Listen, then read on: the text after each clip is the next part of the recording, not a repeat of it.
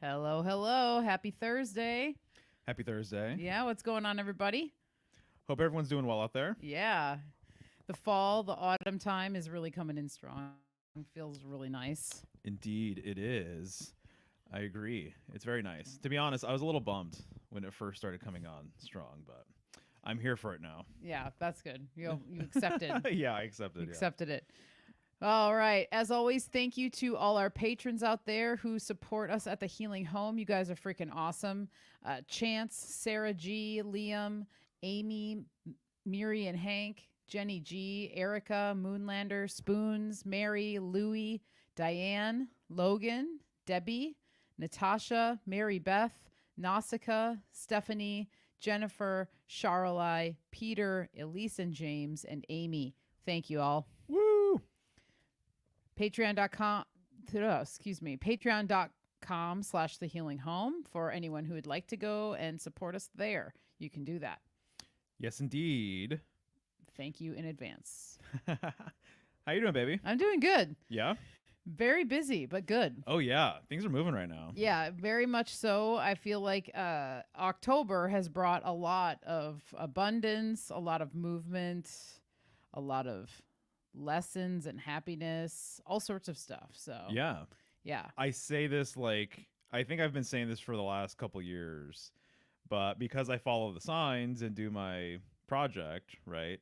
I always notice during Libra season, I am so busy for whatever reason. 2 years ago, I had that huge project that I was doing. The video project. Yeah, the video project. And so that took up a ton of my time. I remember I kind of felt guilty that I couldn't do more Libra stuff. And ever since then, I've kind of been like, oh, well, I'll catch up like next Libra season. And then the Libra season after that, I found myself in the exact same position. And then what do you know? This Libra season is like the exact same thing. Right. Where I'm just like balls to the wall with like a bunch of other stuff, but not necessarily with content, you know? Right. So anyways, I want to talk to an astrologer or something and see what that means, or if it shows up in my chart anywhere. Yeah, you definitely should, because that's interesting. It's an interesting weave. I mean, with Libra too, I don't know. I wonder if it has to do with we're like starting to go towards winter. Yeah. So things are kind of turning inward. People are getting into more of the mode of being inside more. I mean, depending on where you live, it's still warm in plenty of places, I'm sure, but you know. I think of like a squirrel who's like collecting nuts for the winter. There you go. Yeah, getting ready, gathering. It's the harvest season. You know, we're preparing for the darker months, colder months to come. Right, totally. So. I haven't noticed this with any other sign, so it's just to me it's super fascinating. So I've been thinking about that lately. Yeah. Nice. But what have you been busy with, or do you want to pour drinks first, or do you want to address the chat? What do you want to do? It's your call. It's ladies' night. Oh, thank you. Well, I mean, I've been busy for people who have been following me and us. I was I was interviewed by Crow and Jason, Crow 777 Radio, and that show just came out. Yeah, yesterday. So that was really cool. And so we really kind of did. We've just been doing a lot of work with the website, getting things ready. We launched my online store yesterday morning as well. With some items. We're going to be adding items this weekend. So by Sunday, there'll be a handful more things on the online shop.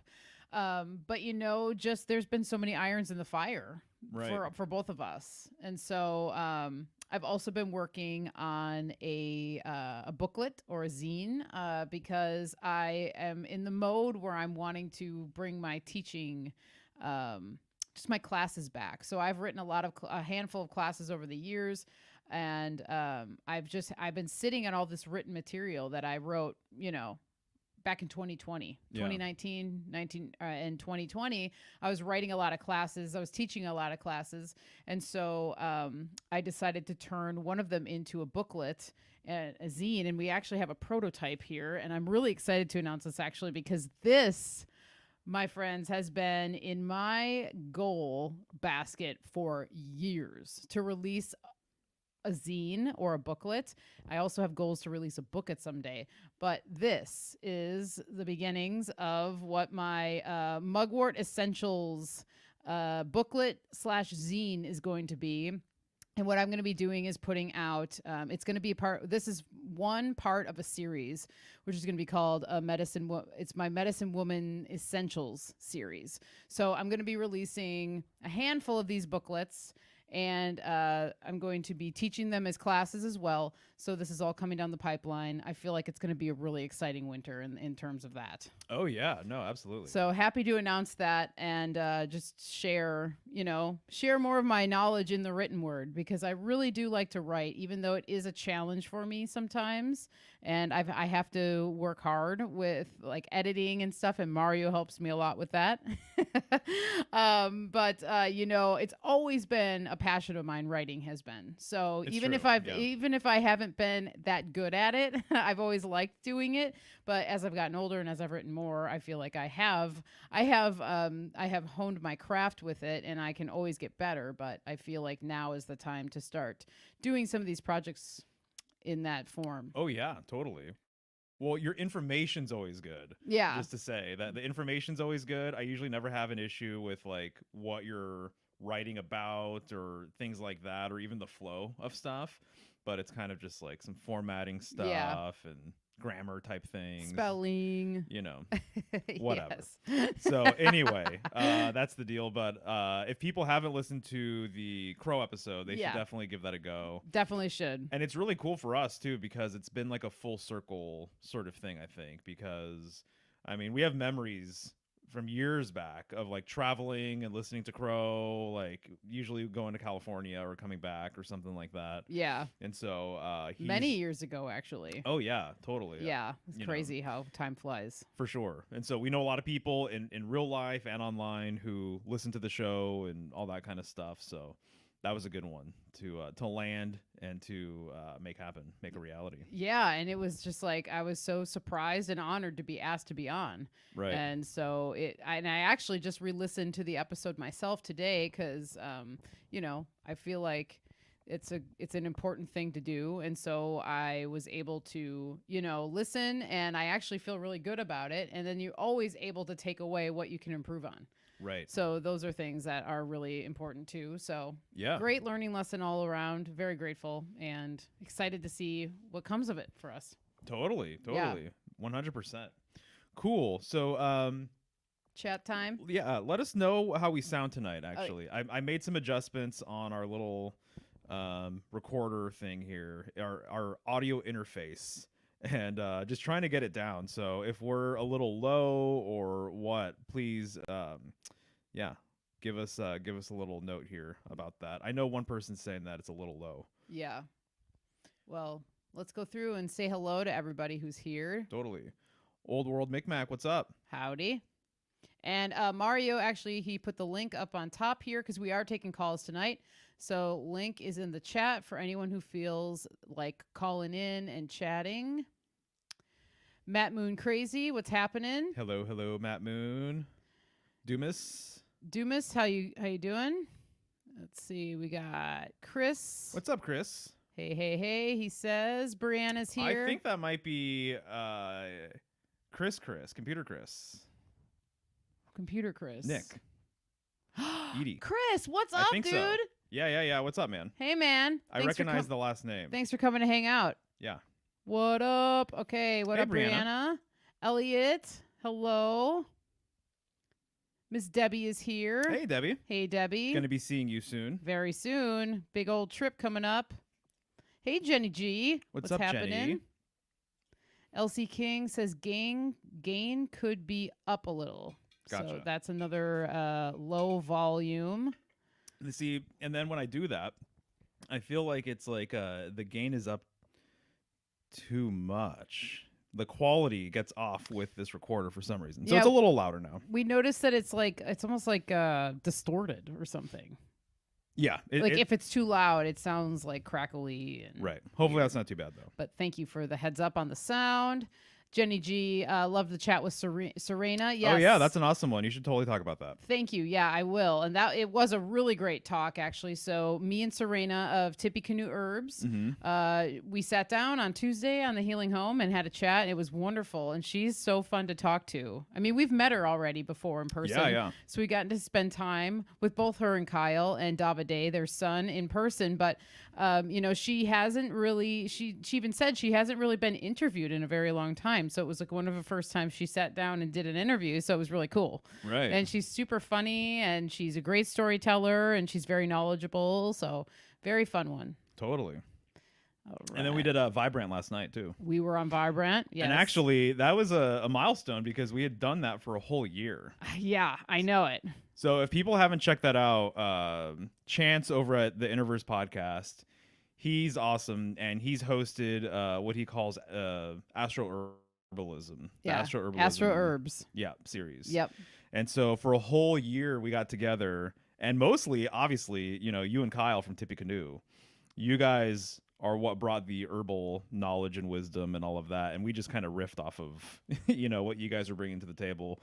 But you guys put together an awesome show for every single astrological sign, and we started with Scorpio and we ended with Libra. Yep. Here. So that's pretty rad. A whole year. It doesn't feel like a year. It doesn't feel like a year. Even last night, like when it was over, we were sitting and having our typical post-show powwow, and it was just like, whoa, dude, like that went fast. And I mean, we even talked about it, but Chance we were just like talking about what other ideas that might come down the pipeline with that and everything. But boy, I mean, I learned so much. It was as much knowledge as was brought to the table. I feel like we all probably walked away with stuff that we had no idea was a thing or whatever. At least that's how I felt. Right. I was able to learn a lot, learned a lot about myself and everything else. And doing a project like that, committing to something like that, where it's a whole year, you're doing it monthly. It's just like a different type of commitment because it's just you're going to be doing it. But what I found was that the commitment itself made it easier because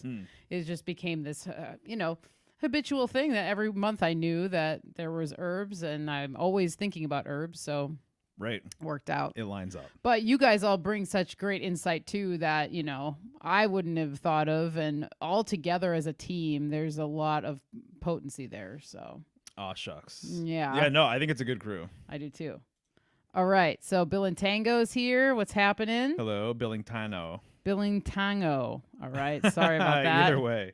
All right, D625879900 is here with a 9. Woo, it is Chris. Woohoo! What's up, dude? What's happening, Chris? We love you guys too. Yeah, for sure. All right, North Trace is here. Lol, it is Computer Chris. Oh. North Trace, cool. Yay! What's up, Edie? Some good folks in here. Nice, I love it. All right, so Joni Rotten is here. Nice. And we got a Chance. What's happening? Yo, what's up, Chance? Thank you, Chance, for being here. Thanks for being a host with the most for that series. Very Definitely. wonderful. So, Yeah. everybody should check that out because it was great. And there's a lot of nuggets in there. And Kyle announced last night that he went through all of them and time-stamped everything when we began talking about each herb. So yeah, dude, I can't believe you did that. That's a lot of work. It is a lot of work. He wanted to do it. He wanted to, and he had mentioned it to me before he announced it, and I was like, "Whoa, that is seriously going to be epic." Yeah, it's going to be an epic resource for whomever. I don't know exactly what his plan is with it, like in terms of releasing it or whatever. But if that is the case, it's going to be an epic showcasing of all the knowledge that was spilled. So definitely super cool. Right. And speaking of Vibrant, our tea is kind of inspired by last night's Vibrant. Ooh, yeah? Yes. What's going on? So do tell. We have, because you were so enamored with passion flower. I was. We talked about passion flower like after the show for a little while, and I'm still, even right now, just like thinking about it, and I have like a lot of questions about it. And its design is still blowing me away, to be honest. Yeah, and what was it again that you said? It was like I said it was something like it draws you in and it kind of speaks to your subconscious aesthetically because there's like a pleasant confusion that I receive from it or something like that. Dude, honestly, that's like one of the best descriptions of passion flower that I've heard. Yeah. Like when you look at it, because when Mhm. you said it during the broadcast, I was like, whoa, that's actually really good. And then we talked about it again last night. I'm like, dude, that is such a really great way to describe it. So, Yeah. quote Mario Garza. That's how I feel. So we have passion flower and Damiana. Ooh. Because cool. Damiana is very near and dear to both of us. Damiana came to mind yesterday too because ylang ylang with its yellow petals, and that was the aphrodisiac, right? Yes. And Damiana having yellow petals, and it just makes me wonder how many supposed aphrodisiac plants have yellow petals. Is that a signature? Do a lot of them? Maybe only a handful or what? But that's what it made me think of. That's a good call, actually. And actually, I wanted to talk about Damiana because I was like, oh, Damiana would be really great for Libra. But we had talked about it already. So I was like, well, we'll... oh, yeah, that's right. We'll hold off on it. But that's a good call with the yellow of I'll grab flowers. It's kind of warm. So just a heads up. Okay. Because I took our special cups. So Cool. if it's too warm. No worries. We're good. Got it? Yeah. All right. Cheers. Love you, bub. Love you too. Oh, and there's a little licorice in there. Just to sweeten it just a little bit. Even though Damiana is pretty sweet on its own, but not like sugary or honey sweet. It's like I don't know, like the scent of it is sweet, so it's kind of sweet, but that's a really nice combo. I love that you brought Damiana and passion flower. Yeah, I figured you would. That's awesome. Yeah, tastes nice. All right. So, I mean, there's a couple of things to talk about too before we get to calls. Yeah. By the way, I'm going to post it again. Okay. So this is a call-in show. There it is. But I'm going to post it again. So if anybody is interested in hanging out for a few, asking questions, contributing to the conversation, let us know. One of the things I feel like we should just talk about is that we're going to be in Vegas next week for Flattoberfest. Yes, we are. So I'm stoked. Me too. I'm so pumped. I mean, like, I get pumped to travel usually, you know, but like, I'm really pumped for this trip. I mean, I feel like it's the most pumped about a trip I've been in a little while. Yeah. Yeah. I mean, I was like really excited to go home we went home twice. We went to my home and we went to your home. Yeah. So we did a lot of traveling this summer, but I feel like there's always something a little different when you're not going for like a family event, or it's not a wedding, right. or it's not like whatever. Obviously there's an event we're going to because it's for the conference, but in terms of just being able to meet a lot of people that we converse with online, being able to be in a place that like I would never go to otherwise. And I think I could say the same for you, like unless there was something happening in Vegas, right? We wouldn't really like seek it out, or no, it wouldn't be a destination. If it were happening in LA, we'd be going to LA. Right. If it were happening anywhere else, we'd probably be going. So. Right. So it just so happens to be Vegas, but there's a couple other things. There's one other thing that's going on that weekend that you're excited about. Yeah, totally. So we're going to the Punk Rock Museum. Woo! In, I don't know what part of Vegas, but one of the guys who's like a punk rock veteran, the singer from NoFX, he started a punk rock museum, I think actually literally earlier this year. And, you know, that's my sort of base. That was my base for many years, punk rock and hardcore and metal and things like that. What's up, my Cherie? Hello. And thanks for posting the link too to Vibrant. And so I want to check that out because that's how I grew up. That's what I did for many years, going to shows, and that's kind of it's part of my culture, I would say, you know, where I'm like, I don't really listen to that kind of music. I listen to metal a lot and kind of offshoots of metal, you know, but I don't listen to punk that much anymore. But I still have a huge soft spot for the history and the bands and whatever. You know, I used to have a ton of records and things like that. That's was like a big part of our sort of early relationship too, was going to record stores and you know, all of that. Yeah, some of my fondest memories actually, even though we don't collect records anymore. Right. Remember how excited I would get when he'd call me and ask me to go to the record store, and I'm like, oh, sure. Yeah, Billing Tano, yes, Mike, the guy that wears dresses and stuff. I don't really care for him personally, to be honest with you. I've never really liked No Effects. That wasn't the kind of punk rock I liked personally.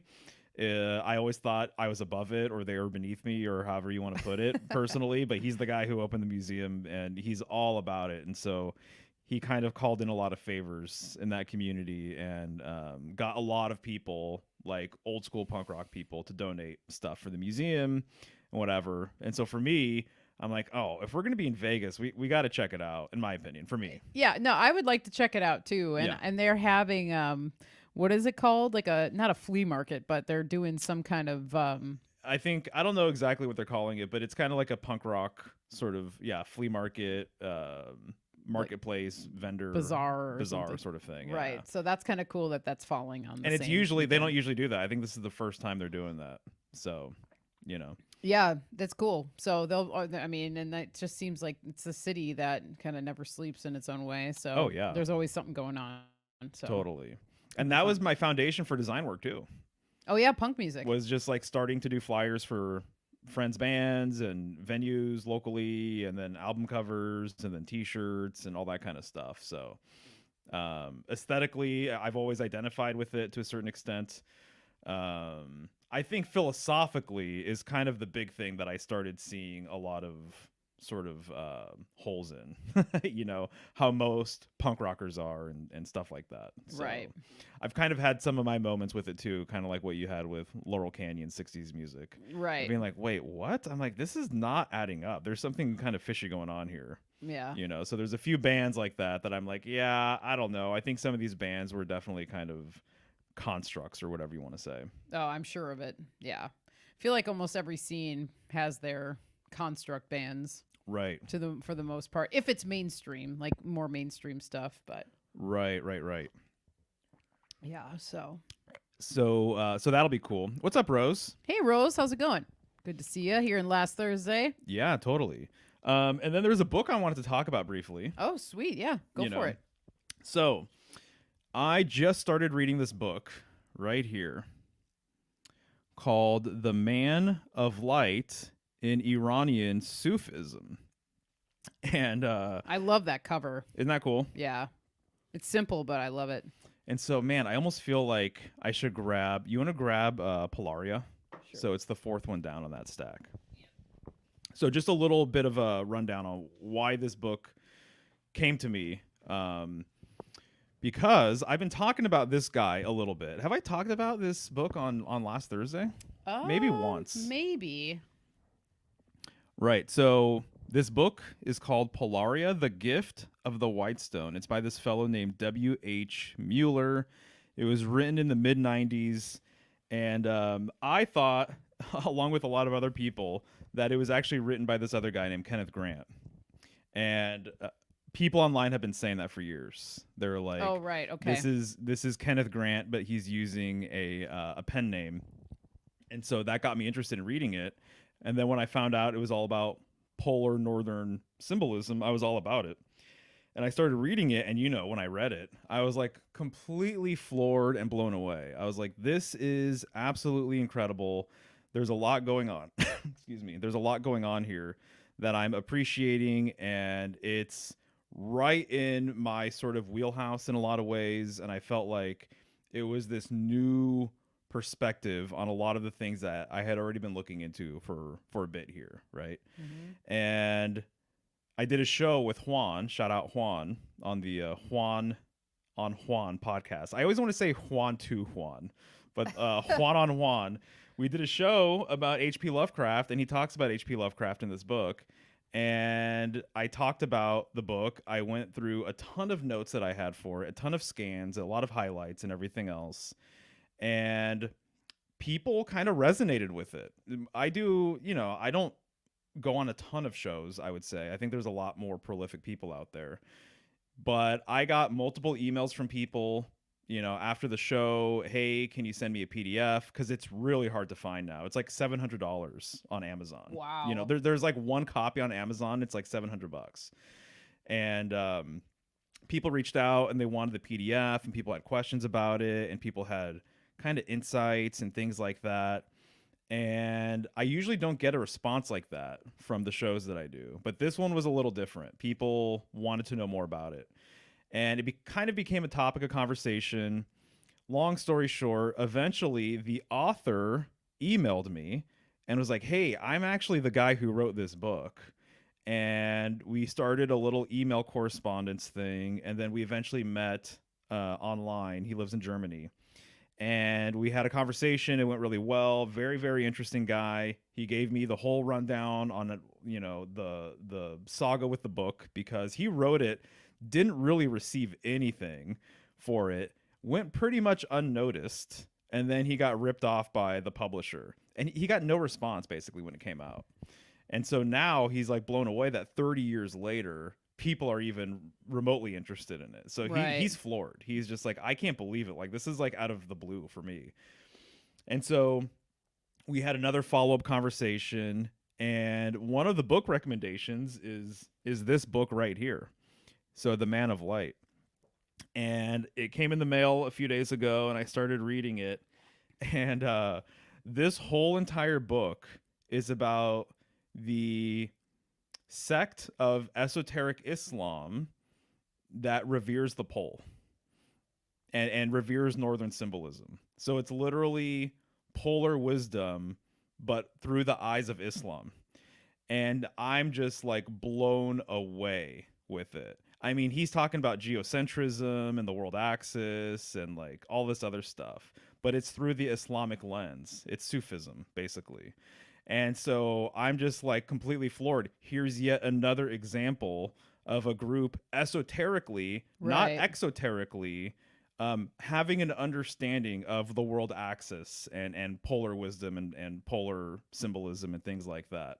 And so I am super grateful for Wolfgang, that's the author's name. Yeah. For Wolfgang to recommend this one to me, because it is hitting hard already. I mean, you were already your highlighter was busy last night. Oh, yeah. So Totally. I was reading it. I'm just like, no way. This is incredible. And then it also is like the perfect companion piece for Polaria too, right. because it's actually filling in some of the gaps with what he mentions within that. And so he's like going through examples just with the little bit that I've read of like these old mystics, Muslim mystics, Sufis, who meditate on like the world axis and stuff, and like the downloads that they receive about it, and why it's so Wow. important and significant and all these other things. And he's not making any sort, he's not like cryptically speaking or whatever. He literally, I mean, to me this is incredible. So this is literally the first page of the book, and you see there he has Ursa Minor on the first page of the book, which is connected to the pole star, the North Star, right? And so it's like he makes it very well known that this is the whole entire sort of idea, the premise or the backbone of what he's talking about. And then you get into it, and literally, you know, you can just see like the table of contents here. I just geek out on this stuff, so I have to share it with people sometimes. Can people see that, you think? I'm all twisted over It's here. pretty blurry. Do you want me to hold it? Yeah, there you go. You can That's hold it. pretty bad. Let me see. I could do it from here. There Okay. you go. It doesn't matter. Yeah, I was gonna say we're gonna. So, table of contents. The first thing is orientation, the first chapter. Within the first chapter, there's two sections: the pole of orientation, and then the symbols of the North. Wow. And he talks about the whole Orient, the word Orient. He says literally goes back to orientation, and that you can't have a clear sort of orientation without understanding where the pole is, basically, without understanding where the world axis is. And so he's also saying that the quest for the Orient is not a quest for the East. It's a quest for the North. Makes and sense. so it's really fascinating, all of the things that I'm already learning here. And I literally have only been reading it for like 30, 40 minutes or something like that. Yeah, I was gonna say last night was the first night. Right, totally. So have to give a shout out to that book, because I know there's some people who do follow my stuff and our stuff, and they're with this thread. You know, they're intrigued with it. They want to know more about it. And so that's kind of my latest rabbit hole. The Man of Light in Iranian Sufism by Henry Corbin. Nice. Yeah. That's so, awesome. Good stuff. Nice. Yeah. So I that's what I got. I just have to say, when you were holding the book and then you're like, "Can you see it?" Sorry, I had to laugh at it because it just was really funny. It just got 'Cause it's worse and like worse. you keep getting Yeah. worse. It's like there's no way anyone can see that. Yeah. You're Well, like twisted. well, I couldn't see it in the camera, and then I'm all Gotcha. freaking mixed up and everything with the orientation of things around here. Ah, Anyway, that's right on. right on. So we have someone who's in the call-in line. Okay, we have Spartan 369. Yeah, totally. So Spartan 369, we're going to bring you into the healing home. Can you hear us, Spartan 369? You are muted, by the way. Hello, guys. Hey. Hey, I what's didn't know happening? like nobody uses like this website. Come again? Nobody use this website like to interact with you guys.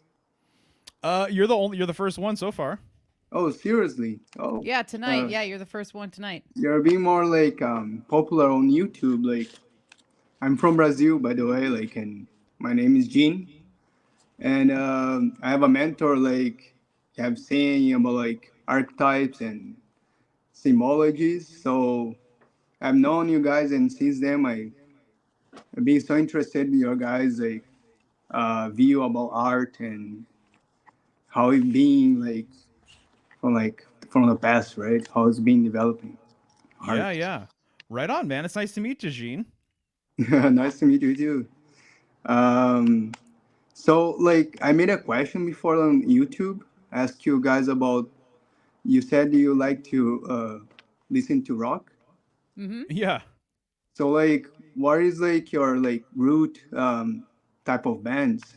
Because I love the frequency like laws. So I may kind of like use it like for my will, like working out or as I work in construction, I do like piece work. I have to be focused in a flow of mind. So I make it like that connection to body and spirit, and I keep going. Got it. Right on, dude. But like, Yeah. how about like this self knowledge? It agrees me to kind of like share like the abundance it makes for me and like prosper like authors like around, that we Definitely. can reach. I'll say I have a thing with music that has plagued me for I was years. just calling me. So sorry.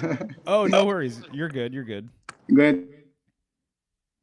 Oh, I think he still might be there. Hello? I think he said someone's calling him. Oh, So he's on his okay. phone. Okay, That there was you like kind of like really like uh, explanatory like way of making a question. Like it's just all surrounded by this information. Like you want to like see the nucleus, like how to say nucleus. No, I'm like lost like on English words. That's okay. No worries, dude. You're making a great effort here. So were Thanks you so- basically wanting to know what some of our musical recommendations might be? Yeah, right. Got it. You want to take that one, Bub, or? Well, I think if you want rock music, okay, so one of the bands that I really love, and I use one of their songs in my for my intro of my show. They're called Blackwater Holy Light, and they're kind of like I would describe them as like stoner doom metal, kind of a little Alright. bit, but they're melodic in a way, and they are it's an all-woman group. They're from Portland, Oregon, so like from our region. They're awesome. They released their latest album came out I think like 2 years ago, but I really highly recommend their album called Veils of Winter and their self-titled album, which is like their first release. Those two albums I love of theirs. So that's one of my recommendations, especially Alright. if you're wanting rock music. That's awesome. Thanks It's for the not- recommendation. it's not rock exactly, but Hai Lung High Lung is another is one. always a solid recommendation, I think. Yeah. So HEILUNG. And we've seen them a couple of times live. Yeah. And to me, they give me sort of a visceral response, kind of like rock music, Yeah. even though they're not. It's almost described. It's like tribal folky music. I was gonna say they're more like tribal folk music. They're, Mm-hmm. if I remember correctly, I think they're from Germany, but I think they're a mix of like Northern European. Like all of the band members may be from like regions of Northern European descent. But I cry like every time when we saw them. We've seen them twice live, and the second time was even more emotional than the first for me because we were in more of like a they played kind of more like an opera style arena, so the sound was just like out of this world. It was amazing. So I highly recommend anyone check them out. Their performance is something to behold. Whoop. Oh, we lost him. Hai Lung though, yeah. I'm kind of curious what kind of rock music he likes. Yeah, because that could be. Yeah, because it can really dictate maybe the recommendation here. Yeah, it so it's could. like if he's interested in like metal music too, there'd be a lot of things I could recommend or Right. whatever. Well, You know. I think those are two good recommendations. Yeah, I think so too. So Yeah, no worries. So what's up, Rubestar? I remember you from last time. hey, we got Raven Wolf as well. You said you found me through Crow 77 777, I should say, not 77. What's up, Seven Raven Wolf?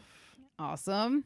Yeah, but that's always a thing too with musical recommendations. I always feel like I need to like knock it out of the park with the recommendation, Oh. and then I get all self-conscious about, you know. That's what why I- you handed it to me. Yeah, that's why I'm like, what about you? It's cool. Yeah. Oh, sweet. Nice. So Rose is saying that she's seeing Hai Lung on the 27th. That's Oh, awesome. yeah. Oh, yeah, you're going to cry. Yeah, yeah. At least she did. I didn't cry, but. Oh man, I walked out of that theater feeling like it sounds cliche because their name Hai Lung, it means healing. But That's hilarious. And grow antlers. yeah. I walked out of the arena that night feeling like I had like there was like a mass healing that happened, or it felt just like so refreshing. I remember walking out of the arena and just being like super refreshed and thinking like, holy moly, that was something special. So yeah, they're one of our favorites for sure. Right. Yeah. Definitely. Yeah. No, I mean, I can't say enough good things about them, honestly. And I know that as soon as I showed them to you the first time, Oh my God. it totally clicked and everything else. And Yeah. you know, it is really beautiful stuff. And now there's a lot of bands that are kind of taking that formula and running with it. But I just think that they are like the ones who do it the best. I think so, too. From what I've gathered so far. Yeah. You know, there's just way more of this primordial sort of thing that I get from them that a lot of other bands that are doing kind of similar stuff, I just don't get the same sort of deal. Right. There's actually a spiritual quality to their music that I don't get from the other bands that are trying to do similar sorts of stuff too. I would agree with that one. And like the first time we saw him, when Mario showed him to me, and then it was probably like a year after that. But when he first showed me them, I was like, dude, I want to see these guys live someday. And then it Right. was like a year later, they had a show in Portland, and it's just so happened to fall on my birthday. Right. And I remember we looked to see the dates, and it was like, whoa, that's on my birthday. Holy shit, we have to go. Like, that's crazy. Right. And we went with a whole crew of friends, and it was awesome. And yeah, just so cool. So Definitely. Yeah. Definitely. That's awesome too. I actually love this. So Rose, you're saying that Jason has no idea what he's in for. oh, dude, That's perfect. That Because is. that happened to our friend kind of, I think. Yeah, Carolyn. Carolyn, yeah. Our friends went. Her husband knew about the band, and Carolyn had no clue about the band, and so she was in. You know, this was her first exposure, and it's just like the sound and the performance and just everything. Like that's a killer way to be introduced to them, I think. Oh yeah, that's awesome. It's like watching a movie without having seen the trailer or anything. Yeah, dude. But it's like a great movie. Whoa, you should do like a reaction video, Rose. Because holy moly, yeah, I'd love to see reaction videos to people who go to see Hai Lung for like the first time who've never heard him before. That'd be pretty cool. Anyway. Right. Totally. So, Rube Star, what do you think? Should we accommodate Rubestar here. He says, "Tell us more about the Polaris book." Oh, sure, yeah. Yeah? You really like it, so I do, but unless, of course, if there's something else you wanted to I think we're chat good. about. Unless we get like a caller or whatever, Yeah, but we'll do this for a bit. yeah, go for it. And Mario's gotten to talk to this guy now, what, 2 or 3 times? They've been having calls on Sunday mornings, and they've just been able to kind of get to know each other, so that's really cool. Right, totally. I was getting hot there. Jeez. Between getting made fun of for the book camera thing and then being And a put on the music spot about music. music, Oh, man. and then the hot tea. He's sweating over here. Yeah, totally. Okay, so the book, once again, is called Polaria by W.H. Mueller. The tagline for the book is "The Gift of the White Stone." And I've been on this trip regarding the North Star for how many years would you say, babe? Gosh, I mean, probably the last like 3. Like more significantly, the last 3. Like very concentrated, I would say. Right. Like for the last 3 years. Yeah, and I would say that I was even reading stuff before that was related to it, though, because I was reading stuff back in Portland that was related to it as well. Yeah, because of Invoke and everything. Yeah, that's true. That's true. Yeah, so it's been a handful of years, is all I'm trying to say. Right. And so I've read a number of authors that have talked about Polaris, the North Star, the World Axis, the Northern Sky, and things like that for a little while now. Polaria. Oh, he would. He totally would. Yeah, we should get Wolfgang on. I want to talk to you about this guy. You need to know about what we've talked about. Yeah, he's so down. He would be more than interested. He's told me as much. What's up, Juan? Hi, Poles Juan. and holes. Yeah, exactly right. And so he basically puts forward the idea that H.P. Lovecraft in his work was talking about this older symbolic tradition, that's what he was trying to convey and get across, is everything having to do with the polar tradition, northern symbolism. Also, you can call it the starry wisdom. That's what Lon Milo Duquette called it in the foreword to this book. Because what we're really dealing with here is it seems as though there are 3 major symbolic traditions. And I think that they've overlapped and have existed simultaneously, but there's something to be said about the stellar tradition being the oldest. So once again, I think that we live in a current solar age. Previous to that was a lunar age. Previous to that was a stellar age, which is also the polar age. And so when you think about the stars in the heavens, excluding the wandering stars, which are the planets, they all revolve around one star, which is the North Star, which is why the North Star is the guiding star, which is why our compasses point north, as an example. So it's the spiritual center of the heavens. It's the sacred center of the heavens. This point in the sky has been likened to, the stairway of heaven, or where the stairway of heaven takes you, right? And so I've been on this trip for years, reading different books with different angles about the northern sky and all this other stuff. And it was fascinating to me to learn at some point that people who are really, really interested in Lovecraft basically say that Lovecraft was encoding polar symbolism, stellar northern symbolism. And that drew me in to want to learn more. So The Gates of the Necronomicon is one book that really exposed me to that world. And ever since then, I've been intrigued. And I've read a couple of books by Peter Levenda that specifically gets into Lovecraft and some of the northern symbolism. Well, when I found out that Polaria existed and that I should read it and that it's all about this, I needed to know more. And when people said that it was written by Kenneth Grant, I needed to know more. And so to say that it's just about H.P. Lovecraft, doesn't really give it credit at all, really, because that doesn't seem like that significant of a thing. He uses Lovecraft and his work as a means to talk about polar wisdom and stellar wisdom. But he's convinced that Lovecraft was aware of the polar tradition, northern symbolism, and that he created his world and his myths to encode all of that symbolism, essentially. And so Lovecraft even called himself, I learned in Polaria, the I think he called himself the keeper of the North Point. Ah. And when you decode the names of some of the um, deities that he created, when you decode some of the names of the locations that he created, it all kind of makes sense. So he's using the language of the birds. He's using a green language. He's using a magical language. So this would be kind of like Kabbalistic or kind of like gematria sort of thing. He was a cryptographer, basically. And so he was encoding stuff about this tradition, about this kind of wisdom in his works. Polaria really gets into that, but then it also gets into different groups throughout history that were basically, polar in nature. That was their worldview. It wasn't a solar worldview. It wasn't a lunar worldview. It was a polar stellar worldview. That's what they held in the most highest regard, I guess.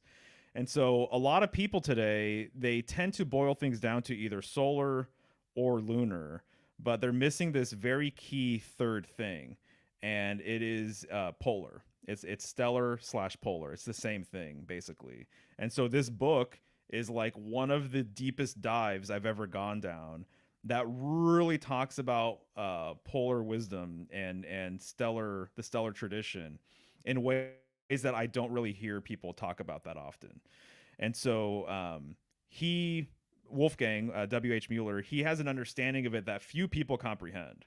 And there's a reason why it's occult information. There's a reason why a lot of people don't talk about it, is because it's not going to resonate with most people. It's not going to necessarily click with people unless you've done a fair amount of research into understanding why it's important.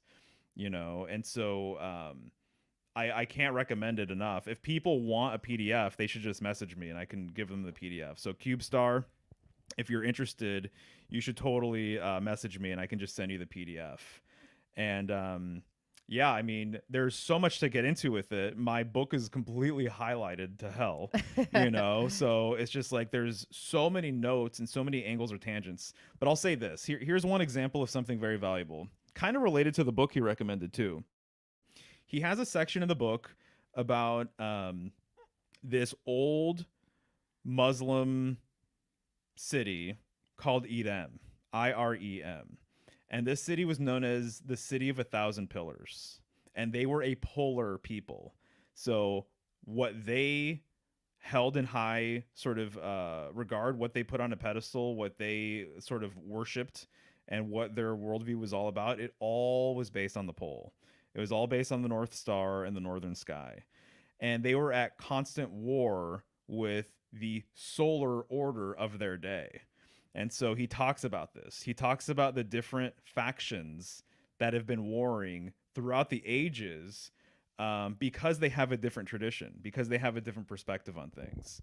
So he talks about this city being destroyed by solar centered people. And so it's been this constant, like, kind of like cat and dog sort of thing between solar people and polar people. And it's fascinating because this information goes so deep. It's kind of staggering, to be honest with you, kind of all of the implications with it or whatever. Right. But he goes through many different groups from around the world that basically have this understanding that they understood that the heavens revolved around one central point, and they basically created their whole entire religion around this sort of phenomenon. So then their homes, a lot of these people, their homes were circular, and people think like a circular home, a hut, or something, a yurt or something like that. They think that a circular home is just they think it's primitive, and they think that it's just simple for the sake of simplicity or something like that. But there's actually like a lot to be said about living in a circular home and the power of that. Yeah. Topher Gardner, he makes dome homes, Mm-hmm. so he understands the power of the dome. He understands the power of the circular home. He has a lot of very interesting, amazing things to say about all of that stuff. And we've been talking back and forth. And so I know at some point we're going to do a show together and all of that. But the hut is a mirror of this perspective. It's a mirror of the polar perspective. And so basically, to me, the polar tradition lines up with geocentrism, basically. So heliocentrism lines up with the solar age or solar tradition. The polar tradition lines up with geocentrism. Geocentrism is that this is sort of center stage. This is like potentially the center of it all. Everything revolves around this central axis sort of concept. Mm-hmm. And that's the pole. That's the pole. That's the axis, Right. And so the circular home, basically, I've read in other books, it was designed to mirror the cosmos. And so the hole at the top of your hut was like Polaris or the northern sky. Right. It represented the center of the firmament or the vault of heaven, And so there's a lot of groups out there where I don't know what words they would use to describe their religion or whatever, their spiritual sort of background, how they see things, but it's basically polar in nature. It's stellar in nature. And so that's what he really gets into, is just all of that stuff and way more. So H.P. Lovecraft, polar stuff, Ursa Major, Ursa Minor, all of the different groups that had their sort of interpretation with all of that, the esoteric side of all of that, the how it's related to the left-hand path as well. Yeah. And so there's Which isn't a bad thing. Right. It's not a bad thing. Exactly. And so, but him saying that, that the polar tradition, the stellar tradition, it's feminine, it's more passive actually. And so there's a lot of goddesses that have corresponded with the northern sky as an example, and so this older tradition is way closer to what I think our like ancestors and stuff were interested in. It's more primordial. It acknowledges the dark mother, the sacred feminine. It's more so related to like I keep on going back to the root system these days with a lot of things. If we're talking about a world tree, I would say that the stellar polar tradition relates to the roots because it's the oldest part of the tree.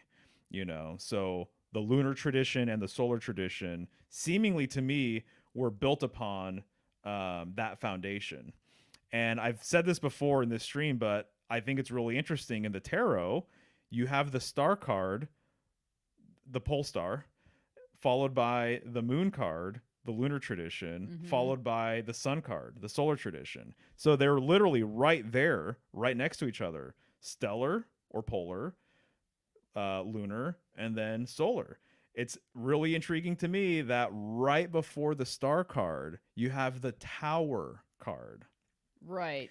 And so that's the world axis. That's the pole. That's the connection from heaven to earth, And so I think the stellar tradition being right next to the tower card, that kind of blows my mind, to be honest, because it's showing you the link between the stellar tradition and the polar tradition. And I've made videos and whole presentations about the star card being about Polaris, basically. When people look at the moon card, there's no question what moon it is. When people look at the sun card, obviously there's no question what sun it is. But yet when you look at the star card, people question what star it is. And I'm here to say, pretty sure it relates to the pole star. Other people might say Sirius, or other people are going to have other ideas about what star it is. But to me, it lines up so strongly. It makes sense to me. I mean, that it's actually the pole star. Right. Which, what do you see on the star card? You see 7-pointed star. You see a 7-pointed star. You see a central star with 7 other stars around it. That would be Ursa Major or Ursa Minor. And then you see a nude woman at night. She's preparing a ritual bath. The ritual bath is, if you're taking a ritual bath, or you're taking a bath in general, you are returning to like the primal waters. You're returning to the womb. You're returning to mom. And so it's almost like she's returning to herself by preparing this ritual bath, in my opinion. And so this also connects with the fact that the stellar tradition and the polar tradition, it's feminine. It's highly, highly feminine. So I think, that the solar tradition promotes more of a patriarchal sort of perspective. And I'm not saying that that's neither a positive thing nor a negative thing, really. All I'm saying is that it just appears to be the case. So a lot of people like to talk about the fact that we live in a patriarchy and this and that and whatever. It's like there is something to be said about that. I don't buy all of it. I think a lot of it is, there's like a propaganda angle, with all of this stuff, Right. right? But I will say though that the dark feminine, has definitely been obfuscated, and it's been kind of swept under the rug. So polar wisdom is a lot about that, because as I was saying earlier, the northern sky, a lot of what this information gets back to is that the northern sky, if it is the stairway to heaven, um, it's the stairway to the underworld as well. And that I'm just starting to see little to no difference between what people might refer to as heaven and the underworld. That it's the same sort of idea, and different groups basically said that the entry to both places is at the north, you know. And so to go to the underworld is to return to the feminine. It's to return to this sort of primal cosmic womb, if you will. Right. Which is why Libra, which is the transitional sign from the day side of the zodiac to the night side of the zodiac, is more feminine. It's ruled by Venus, you know? And so I brought this up on Vibrant last night, but Lady Justice, Lady Justice, why is Lady Justice a lady? why would the person who hands out judgment, why is it more feminine and not masculine? Well, there's a very good reason for that. And I feel as though it has to do with the fact that the cosmos is really feminine. The underworld is feminine. So when when you make that journey, if that's what happens, you're returning to a more feminine place. You're moving from a masculine place, and you're moving over to a feminine sort of place. And that woman in and of herself is related to this goddess, Lady Justice, because she is the real gateway here. Women are the real gateway here. It's how people get into this domain. It's how people incarnate here, It's how they pass through. And so she is guarding her gate, right? Right. So women get to choose who they want to couple with, who they want to procreate with, things like that. Men, up to them, they would procreate with many, many, many women, and they're interested in many women. Woman wants to be with one man generally. That's the traditional sort of idea, I guess. Right.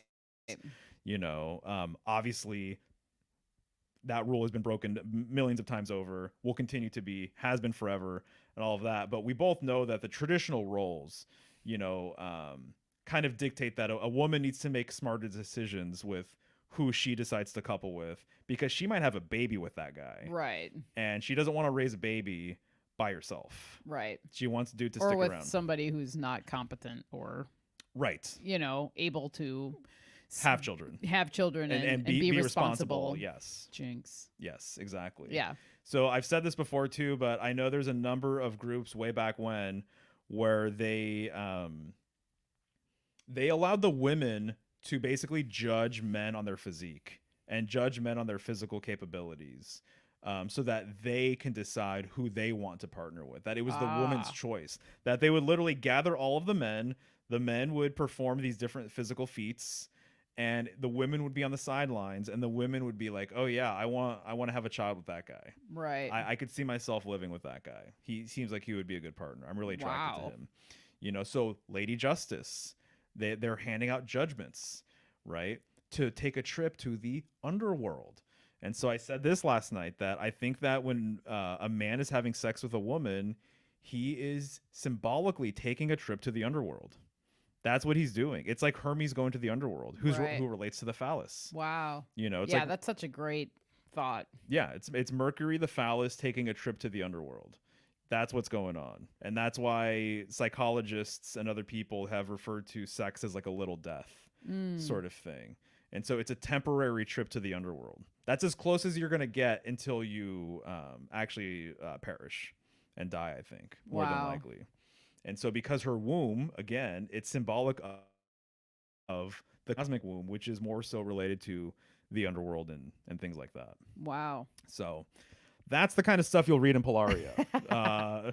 Yeah, man. And I'm throwing in my 2 cents, obviously, with all this stuff. But for people who have been following this thread with me, definitely check it out. It's one of the best polar um, books that I've read. You know. Yeah, I mean, you have been really jazzed about it, and then you introduced it to a handful of our good friends Yeah. who too were just like, "Whoa, this is awesome." Yeah. Yeah. You Totally. know, and so very cool. And one of the things that came to my mind when you were talking about this, and you brought this up a week or so ago, and it was because I was actually preparing for the Crow show, and I was getting together my bullet points, and we were talking about stuff, and we brought up. I was bringing up what's called the wise woman tradition. It's a tradition of healing, and it was actually coined and kind of like brought to the more of the public sphere by an herbalist. Her name is Susan Weed,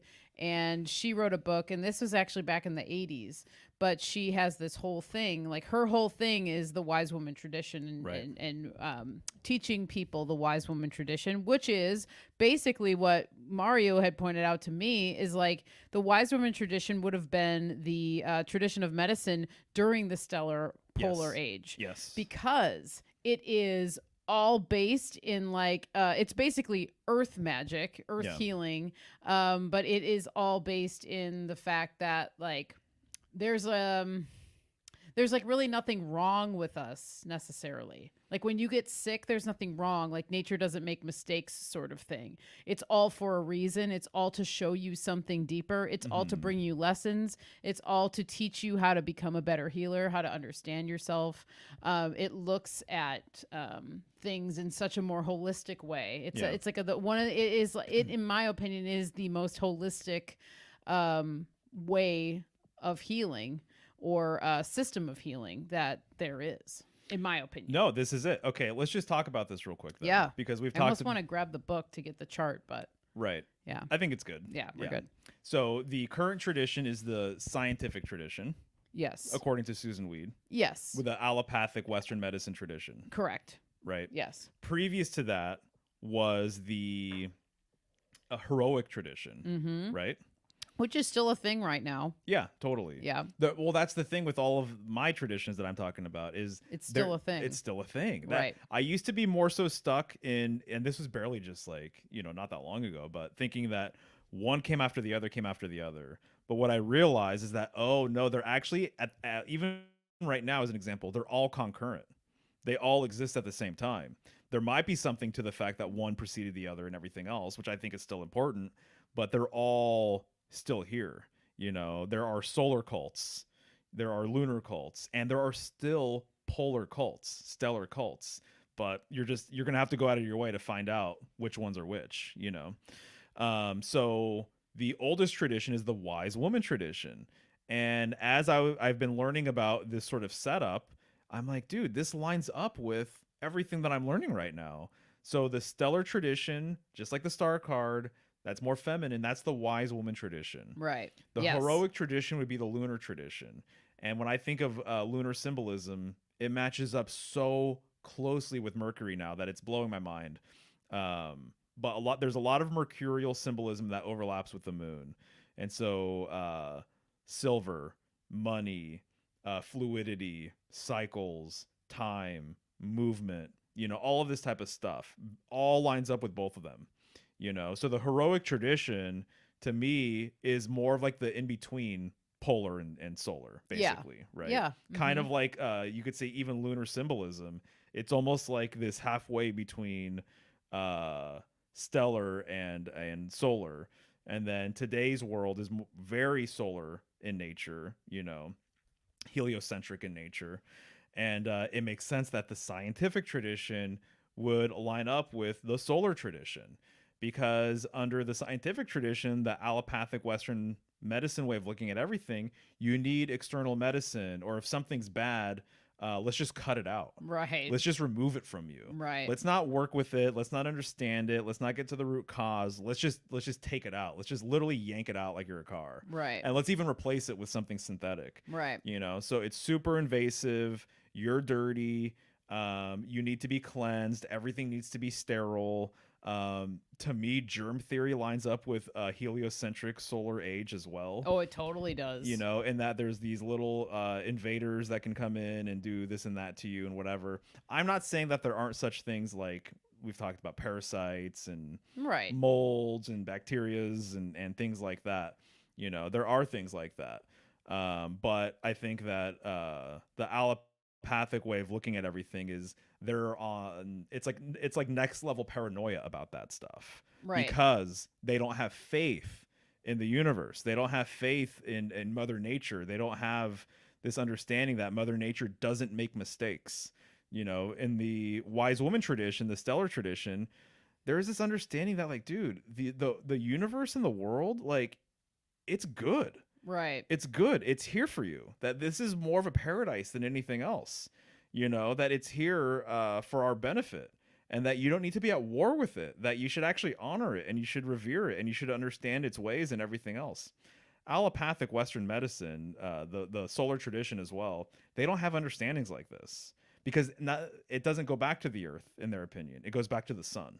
Ah. All of the glory goes to the sun. Well, and two, like, this makes me think about when you think about the allopathic language, and what I've been trying to like get out of is describing an herb as like anti something, like antibacterial, antimicrobial, antifungal.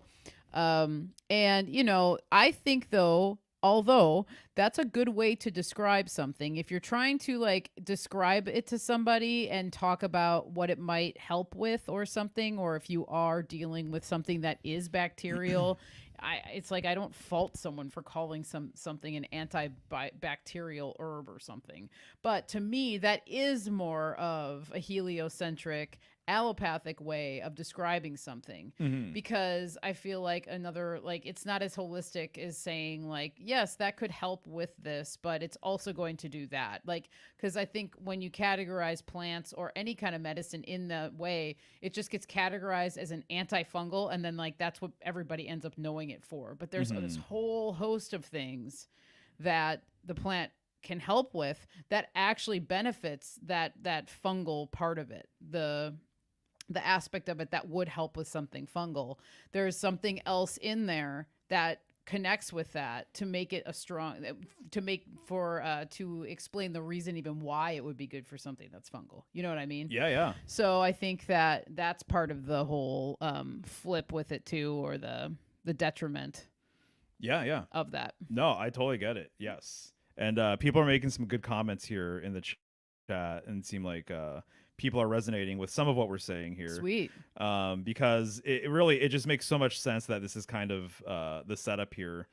And when I think of polar symbolism, by the way, because we have some people here like Old World Micmac and things like that, people from that I at least was first introduced to, through Longo and stuff like that.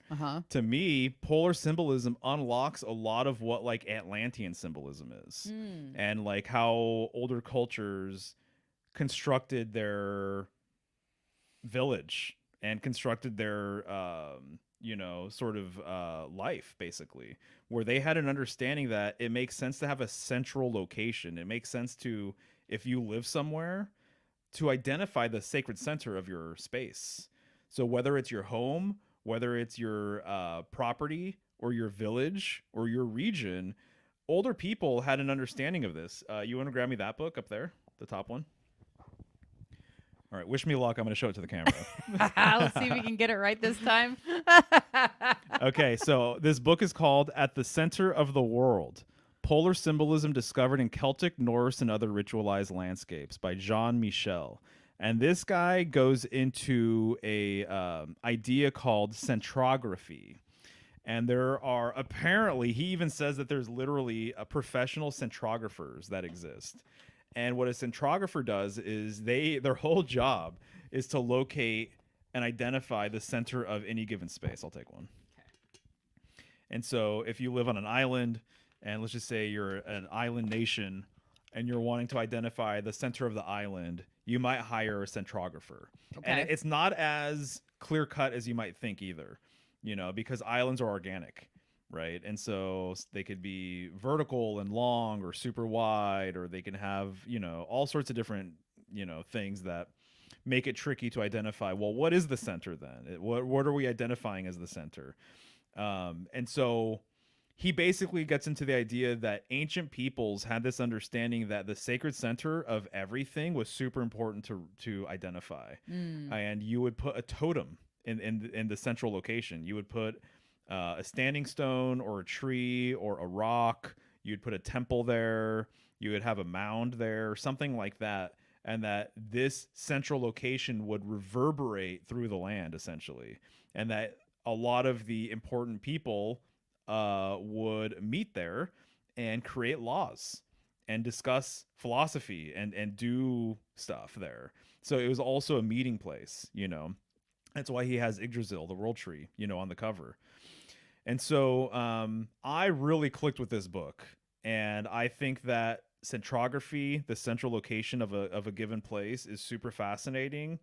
And I can't not think of Atlantis, because most people think that Atlantis, at least this is Plato's Atlantis. People could probably school me, and there's probably all sorts of different takes on it or whatever.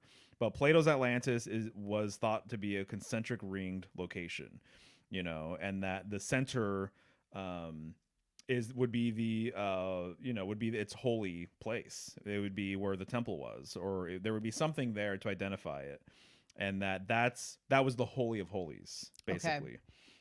And so the place of worship, the place of transcendence, was at the center, you know. And so you see that cultures had this sort of framework figured out, and there are still remnants of that exist today. So the center, as an example, of Islam would be Mecca. And so you go to the Kaaba cube, and then you revolve around, you walk around the Kaaba cube 7 times.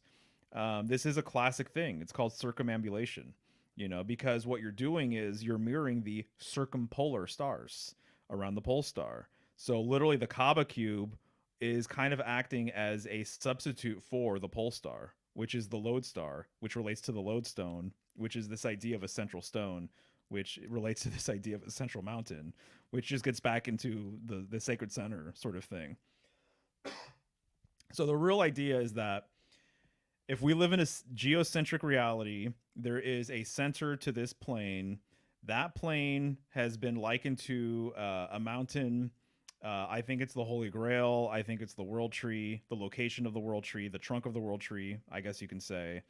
And that there's a relationship with this center, with the same center in the heavens, with the pole star. And so ancient peoples were aware of this. They were like, oh, this is kind of like a wheel. This is like an axis, right? This is the central thing that everything revolves around. So if this is good enough for the heavens, this is good enough for my home. This is good enough for my village. This is good enough for our sacred space. Having this central holy of holies that everything revolves around. You know, Mecca's like that.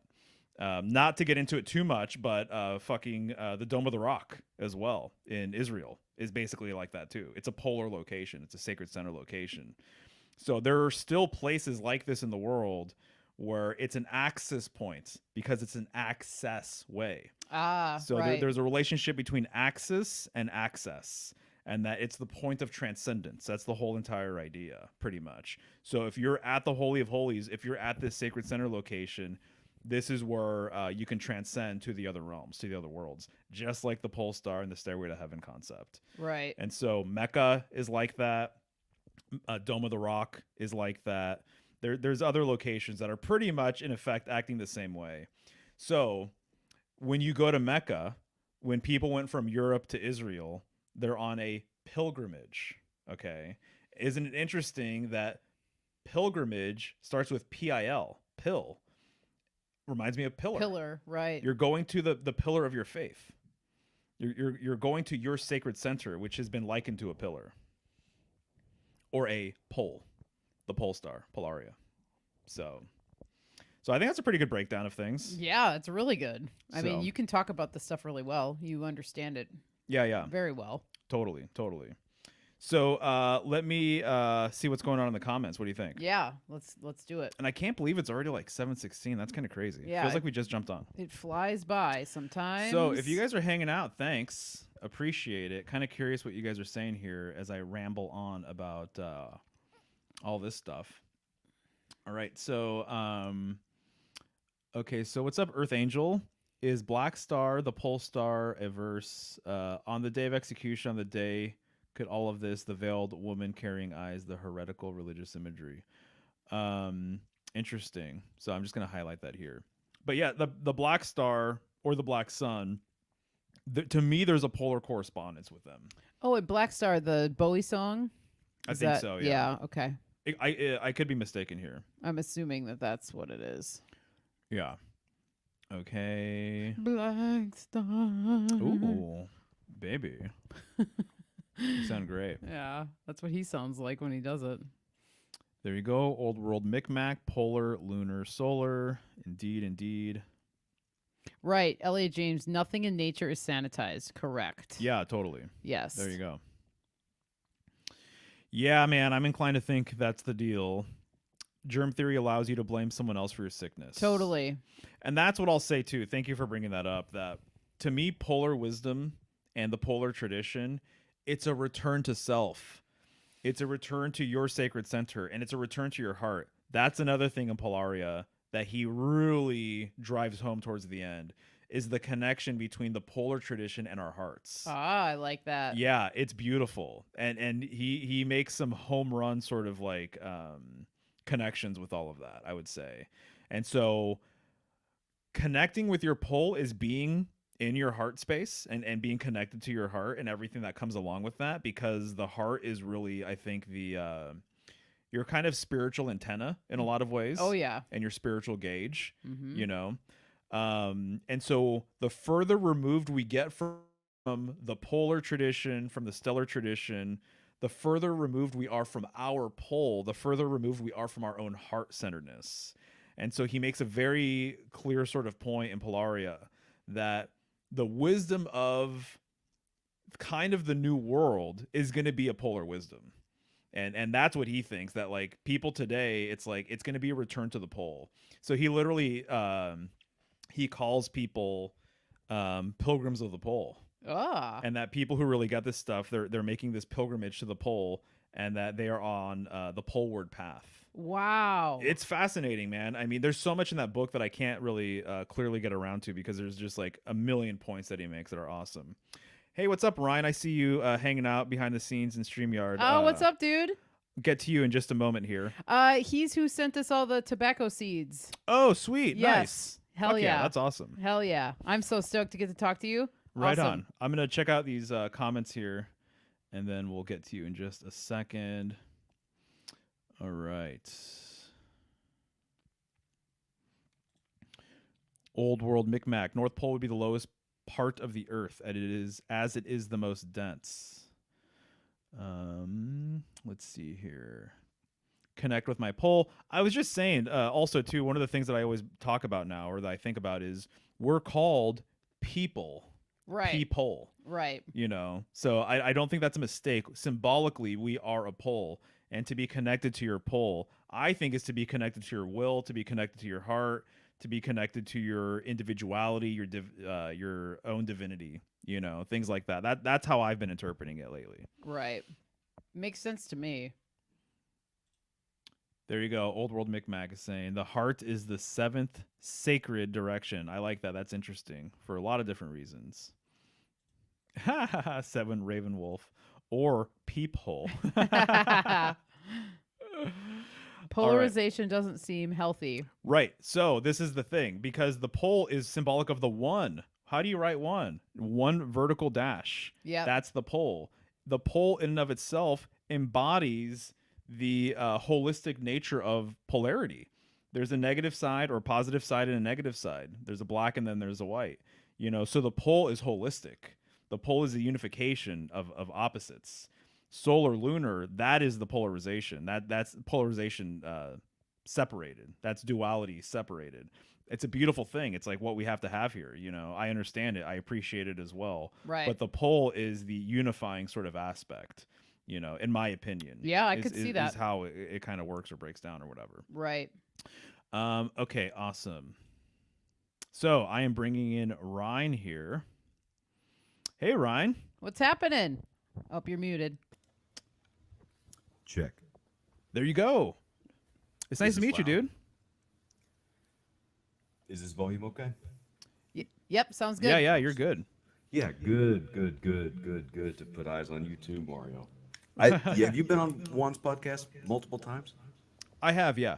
Okay, I've recognized your voice now that I'm listening to you talk right now. Oh, right on, right I on. know I've heard this dude talk before. Do a ton of driving and a lot of listening, just back to back, so a lot of that kind of blurs together. Gotcha. Nice. I see. Please tell the people and remind me. I think you did tell me when we got those seeds, but where you're calling from tonight. I live in Atlanta. Okay, nice, dude. Gotcha. Well, awesome. Yeah. Go Oh, ahead. go ahead. Oh, it's just nice to meet you. It's finally Yeah, nice to like for sure, for sure. face. It a pretty roundabout way how I came to start following you in the first place, but just like all the right timing for sure. Hell Every yeah. single time. This I got an anecdote Oh, the skin for and you. wound Yeah. salvation. This so I told you I had found this puppy the other day. Yeah. And he was in terrible condition. Dude was completely dehydrated, completely malnourished, and I almost ran over him backing out of my driveway with my gun dog going to the field to train with her. And I was like staring at my phone, trying to turn a podcast on, and I was on my break from work, so I was in a hurry, and I was like whipping out of the driveway, and I was like, I thought he was a piece of trash sitting in the gutter, and I Aw. almost fucking crushed him.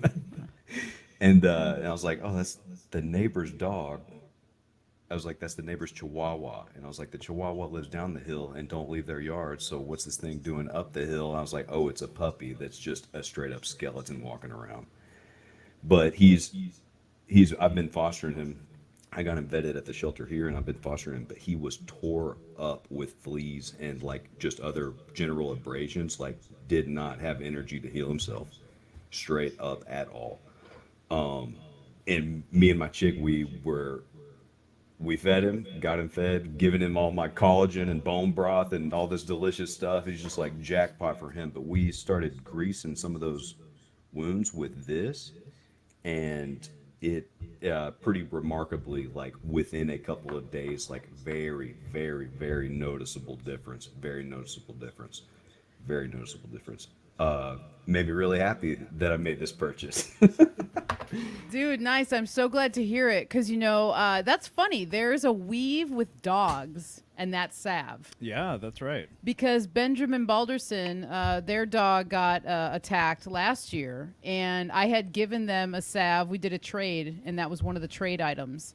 And he was like, dude, that salve has helped heal the dog's wounds like super fast. I couldn't believe it, and I was waiting. I didn't want to like lead the witness with my wife. Basically, I was waiting to see if she would say something about it, and she was like, "Hey, that stuff that girl sent you is awesome, huh?" And I was like, "It really is. I believe it for sure. I do. That's This is only 2 ounces. I'm gonna need a bigger bulk packaging next time you make a bunch."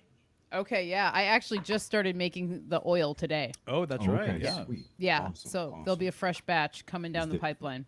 Is there particular timing that you look for with what's happening in the sky when you do this kind of stuff or not? It depends on what's going on. Depends on if I need Or is to it make seasonal? something. Oh, okay. Like if there's a demand for it, which is right now. So I'm like, just make a batch. But a lot of times I like to do the harvesting and like decanting of medicines with the moon, I Gotcha. find. And I find like making certain things, like starting something near the new moon is always really nice to do because it's like there's new energy, putting out an intention or whatever. Right. But yeah, that salve, I've been making that for almost a decade now. So Yeah. it's like a tried and true recipe. And Okay, awesome. I make it Awesome. for a reason because I've had so many people like That's tell what's me. up. Yep, Yeah, that that's it is like, it's brand new to me, but like that it makes sense that you've sorted everything out here over the course of a decade, I believe, for sure. This is the truth right here. I'm glad to hear it.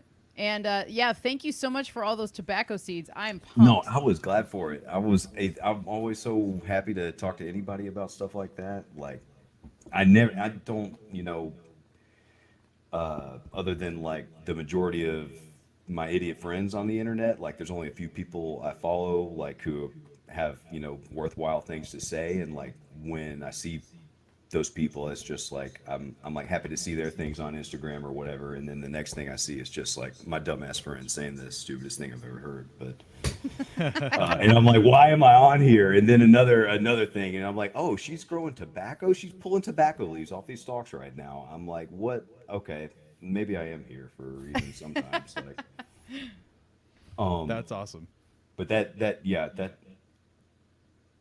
it bummed me out. It bummed me out. I had just smoked all those super hot peppers, and that's probably what maybe a dog like at the post office was like something smoky in here, and they would just rip the fucking Oh, thing open. But yeah, yeah, I it had was just smoked a funny. bunch of super hot peppers, Okay, and yeah. I included a bunch of those. But it is what it is. Well, it's cool. And I don't know if you got yeah, so you got the package then that I just sent out. You got the syrups and the I didn't get the syrup yet. That Okay. might come tomorrow. I didn't check the tracking on that. Yeah, I bet it'll be there tomorrow then. Okay, sweet. I'm Sweet. excited to chug. Nice. Right on. It's good stuff, man. I You're gonna had like it. though that you put mushrooms in there too, huh? Yeah, there's reishi in there. That's the good stuff. Yeah, it's awesome. That's the good stuff. So those seeds, is this from your garden or something? You grow as Yeah, well? yeah. Right on. A lot of those tobacco seeds were from my front yard or my brother's backyard, and that's just like open pollinated, like and replanted and open pollinated again and replanted. I try to these past few years I've tried to follow like which ones I've been saving and label a little bit more carefully because in my head when I'm saving stuff I'm like, okay, I'll remember that, no problem. And then the entire winter passes and I'm like digging through stuff and I'm like, oh my God, what is this? So these past couple of years I've been trying to more carefully label at least. So I know those a couple of those bags were Virginia Yep. and Yeah, and one then of there them was was a burley, Yep, big that's what I burley remember. leaves. That yeah, the big burley leaves. I like those a lot. I like those a lot. Big, wide, super wide leaves. Gotcha. So how do you use your tobacco? It it depends. Most of the time, I let everything air air dry here, hang in the basement, and then is this perfectly legal to discuss? I think I think so. tobacco, I yeah. think Yeah. so. Okay. Yeah, I think Okay. so. And then I just experiment with processes, and I had told her I had like tried a couple of times to ferment a couple of different times, and it just like it got gnarly because I did something wrong for sure. That'll happen. But I'll I'll take those leaves and I'll do a lot of them. The majority of everything gets like sliced up a little bit and then stuffed into like a little pasta press that I have several of, and I smash everything down into pucks. Okay. Smash everything down into pucks. And then that stuff it stays good forever. It stays good forever. I've been wanting to do more twists. I'd bought some excuse me. I had bought some twist tobacco a few weeks ago, and I was like, this is just another way to do it. It'll just straight up keep forever. It'll be good forever, pretty much. And that's I think that's most common. Most common is plugs and twists is just like especially just like from the way they used to do it. It's like this stuff won't go bad like this. You can if you can't make a fire, you can always just take a bite off of this thing or whatever. For sailors and people on the road, but Yeah. traveling via horseback or walking or whatever like you would used to. That I've had the most success with just making those plugs. I've tried it's not the same thing. There's a couple of different processes where they like smoke the leaves. Smoke touches the leaves from other sources, and one's Latakia, Cyprian or Syrian Latakia. It's got a super smoky flavor, and there's dark fired Kentucky, which it's a similar thing. They like burn pine straw or oak chips or something on the bottom of the barn, and then the smoke rises up to the top where they're hanging all the leaves in Kentucky. Oh. That's dark fire Kentucky. But like I've got like a super cheap electric smoker, and I was like, we'll see how this goes. And it was like it was not pleasant. It was not palatable at all. It was a pretty big bummer actually. And I was like, well, I won't do it like that again at least. So lesson learned. Yeah, you got to try. How exactly? Yeah, exactly. How have you been processing these? Right now, I'm just air curing them. Okay. I'm drying it in our garden shed, and it's been drying really well. I also am going to be making some oils with it. I'm just going to do Okay. like infused Awesome, oils. Awesome. Because I'm really curious about the, the healing properties when it comes to on the skin. And the scent. I really love the scent of fresh tobacco. It's and even when super it's interesting. dried. Yeah, super interesting. It's so interesting. Very intriguing. It draws you in. Yeah. It's very warm. It's Yeah. very resinous. Well, that's And I it's think- like the raisins. I say raisins to people because I get that same kind of resinous bit, like from raisins or plums or kind of dried figs or something like that. You know what I mean? Yeah. It's like there's a lot of sugar in there. There's a lot of sugar in those leaves, and that it's super attractive, like on the nose, like just smelling it to me. Yeah, it's gorgeous. So that's what I'm planning on doing with it. And I'm planning on having it, for offerings and stuff, and then Yeah. just to have around for special occasions to smoke. But I did want to try and do a couple methods. I'm interested in trying the fermentation. But I saw somebody doing like packing it into jars and then using a pressure canner. to, Yeah, like, yeah, for sure. Okay. That's how you would make Cavendish or Yes. something like that. Yeah, Okay. Yeah, I've made Cavendish before, and that turned out that turned out well. That turned out well. Okay. It like all of these things like fundamentally kind of change the nature of the base leaf itself. Like, excuse me again, going through those processes like that. That steam and pressure like really changes the nature of it for sure. Yeah, it makes sense that it would like bring out the sugars and all sorts Mm-hmm. of stuff. But Mr. Obvious saying, I heard a Nicorette patch on a snake bite would neutralize the poison. And tobacco is actually one of the plants used in traditional pulling salves. So that's like spot on, Mr. Oh, Obvious. wow. Of just like you can add that to a pulling salve and it will help to pull things out of the skin, which is one of the traditional uses of it. Wow, that's really interesting. Yeah, it's very cool. And, the flowers speak to that because the flowers, depending on the type, too, some of the more ornamental ones have really long, slender trumpet flowers. But even, the traditional smoking tobacco, has the trumpet-like flowers. And it looks like a tube or a pipe. And so it kind of lends credit to all these things. I always look at those long tubular flowers in a lot of ways, but one of them being like a pulling action, where it That's almost like pulls you into a portal. super or, interesting. You know what I interesting. mean? Yeah. So very cool. You will see all kinds of little beneficial insects just digging those flowers, loving them. The like wasp just curling up in there. It looks like they're taking a nap. Like, and I know you're killing caterpillars that are going to eat my tomatoes or whatever. So I'm like stoked about it. Yeah. Mario, can I send you a message and you send me that PDF that Oh, yeah, dude. Polaria Oh, yeah. or Polaria? Yeah, either way. Or- But okay. yeah, absolutely. Okay. Yeah, if you're intrigued, have you looked into this kind of material before, I guess, or Yeah, for sure. I mean, pretty much everything is like an attempt at continued education anymore. Like I teach little kids wrestling and jujitsu. Oh, really? Right Like, on. outside of that, like I train my gun dog, and like I'm just further looking how to navigate this plane that I'm on here. Awesome. Very to cool. be Yeah. most beneficially impactful to those around me.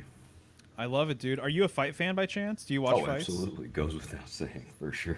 Nice, nice. Same For here, sure. dude. It's the only sport I can follow, really. Yeah, I can't watch ball sports anymore. It's like it's pretty unbearable. Yeah. I already can't stand being advertised to like that, anyways, and it's just like it ads in between fights are just like something I really like is about to happen, so that's the only reason I'm tolerating that. It's God bless. But yeah, ball sports is straight up terrible to me now. I can't No, stand no, I completely agree for sure. Do you have a favorite fighter or fight camp or coach it. or anything like that? Poirier is one of my favorite fighters. He's from Louisiana, where the majority of my relatives are from. Nice. Living in recent history since Yeah, past, he's a but, stud, dude. Yeah, I love him. He has a good attitude, in my opinion. Yeah, man. No, he's one of I the love greats for sure. Oliveira too. I love Oliveira too. And He just had to pull out of yeah, his fight, by the that's- way. I don't know if That's you what heard I was that. reading about earlier today. Yeah, I was reading about that earlier today, and I'm like, well, God bless it, because I want to see this guy win, but I'm not going to get to. His career's crazy, man. Oh, 'Cause he's been around a long unbelievable. time. Yeah, unbelievable. Yeah, and so no, I remember him years ago, and I was really impressed with his jujitsu and everything else. And he's kind of just like he was like a journeyman for a long time, and then he really stepped on the gas, or I don't know what he did, but he freaking became a murderer as of late, and then Yeah. he just like his career trajectory took a turn in the best of ways. Yeah. You know, so much respect to him, absolutely. I go back and forth like some days, like because I'm emotionally invested in some of these guys, right? And I'm in like when they don't win, I'm like fighting's fucking rigged. Like all pro sports are rigged. Like why would this be any different? And sometimes it might be, but like I believe like he made his chance himself. He made his chance for sure. It wasn't given to him, that's for sure. I don't think people wanted him in charge, wanted him to be champion. Kind of. Right. Yeah. I could see that for sure. I'm a little bummed because we're going to be in Vegas next week, and then the card next week. It's like at 11 a.m. or something like that. Oh 'Cause my I think God. it's like in Abu Dhabi, if I'm not mistaken, or something like that. Gotcha. You know, but that's a stacked card though. I like Islam Makhachev. He's interesting. Yeah, I'm also like super partial to like all of these dudes who have like super heavy grappling game that they find success with. You know what I mean? Other guys are heavy at grappling and then don't find success. So like the ones that Right. do, I'm like all about the way they wrestle is like how we wrestle here, folk style kind of like it's a bunch of riding, like hanging on to people in weird and unorthodox ways. Instead of Gotcha. like as opposed to like freestyle is just like, you know, like amplitude, you're just like trying to like send somebody as hard as you can. But in folk style, we just like you try to get a hold of somebody and hang on to them and you score points riding. Gotcha. Would Khabib fall in that sort of Yeah, category? you know that's what I was saying. Like the Dagestani dudes, they're adept at riding, like leg rides and wrist rides and stuff like that. The way they hang on to other people is ridiculously high level. But they're not just trying to. They're just not you. But you see, they're not trying to straight up suplex somebody, right, and knock them out, right. You know what I mean? They're just like hanging on to them, and this person can't go anywhere. Oh yeah. No, Yeah. definitely. No, those guys are fantastic. Freaking Chimaev. I can't remember his first name anymore. Kamzat. Hamzat. dude. Or, yeah, it's like my pronunciation for foreign names is not the best, but it's spelled KH Kamzat. Yeah. But it's No, probably you're right. it has to be Hamzat, right? Yeah, I'm super excited to see him fight. Oh, dude, that dude's a nut. Oh, I love he's it. he's completely crazy. Yeah, Yeah. exactly. So anyway, yeah, because he's not very consistent though. I mean, I think that he suffered a couple of injuries or something has happened like that, you know. So I wish he was a little more consistent because he would probably be champ by now. Yeah, If he were. it seems like he's like on that like end of the spectrum where like you might just be a little too big for this division that you're trying to get to. You know what I mean? And that is, I know that is brutal for a lot of them, but that's, you know, a lot of them find success doing that, and it's like it's hard to kind of change lanes when you get into the habit of doing that, and it's just like that shit ain't good for you. Right, Just completely draining yourself every single time. You got it multiple times a year, just like on death's door to get on the scale so you Oh, can go man. chug 20 pounds of liquids. Like Right. that's not that can't be good for us. But No, definitely. So what do you think? You think that there have been rigged fights in the UFC? You think some of them are? Or you think it's just on the rare occasion? What are your thoughts on that? there no good opportunity goes to waste, that's for sure. But I don't have any evidence. I don't have any evidence to say like a fight's rigged for sure. That's just like that's my emotional bias when somebody I like loses. Almost I see. definitely. Almost definitely. I could see, you know, judges being influenced. Oh, Yeah. that okay. So okay, yeah. Actually, I immediately pivoted here. Okay, I think I do have evidence. It's Some okay, of these yeah. It's all last good. couple of cards. Some of these last couple of cards, like some of these judges have said some pretty insane round numbers. Yes. Like in that's how you do it. Like you got enough money to buy this person off, so no matter what, they're gonna put that number down. Valentina But Shevchenko is a good example. that was oh that's the example that I had in my head. Yeah. That was a super weird one. Super weird one. Really weird. Really weird. God bless. Yeah. Yeah, I wish there was a little bit more transparency. Like, why did that judge say that number? Like, hey, you fucking put this down. Like, give us your entire reasoning. And if it's not satisfactory, then like maybe we should be able to overturn things like this, or there should be, you know, some way to do that instead of people just straight up getting screwed. Right. Right. Okay. So Elliot James in the comments is saying if you can find it, check out Alessio Sakara versus Drew McFedris. So that one's new to me. I'll check that out because I could see there being some fuckery somewhere. Oh, yeah. You know, but to me though, I almost it's such a fast sport and it's so wild. And a lot of the times too, the guys who aren't going to really help the UFC's bottom line win. Right. You know, so there's sometimes like the athlete that you think would be more of like a superstar, or Yes. you know, that they would do gangbusters, you know, with the next fight or with merch or whatever, that they would win, and a lot of times they don't win. Right. You know, so anyway. So I haven't seen too many examples of myself either, but I'm open to it. It doesn't prevent me from watching it though. I still Yeah, really no, it's not. It's that. appreciate That's it. like that's one of the last few pieces of entertainment that I like fully indulge in. Yeah, us too. Most of it I've like thrown to the wayside. Like is not beneficial to me, like in any way, shape, or form. But like fight sports is part of my life, anyways, at least. So I watch a ton of jiu-jitsu, and I still very much so enjoy watching fights. Right on, Sweet. man. Awesome. Well, thanks for calling in, dude. No, and thanks I for the was seeds. just about to say I gotta go let these pit bulls out and let this puppy pee Right and on, poo poo right on. before he goes night for Nice. the long night here. Pee pee poo poo night night. I gotcha. It's that time, huh? No worries. Yeah. It was awesome talking to you. I'm gonna For sure. send you a message to get that PDF, Mario. Thank you so much. Perfect, man. You got it. Nice Have a to great meet night. you. Thank you. Ditto. Nice to All meet right, you. dude. Take Yeah, care. thank you Call so in again much. sometime. Yeah, for sure. Any chance I get, I will for sure. All right, Ryan. Have All a right. good night. Take it Thanks. easy. Bye. Later.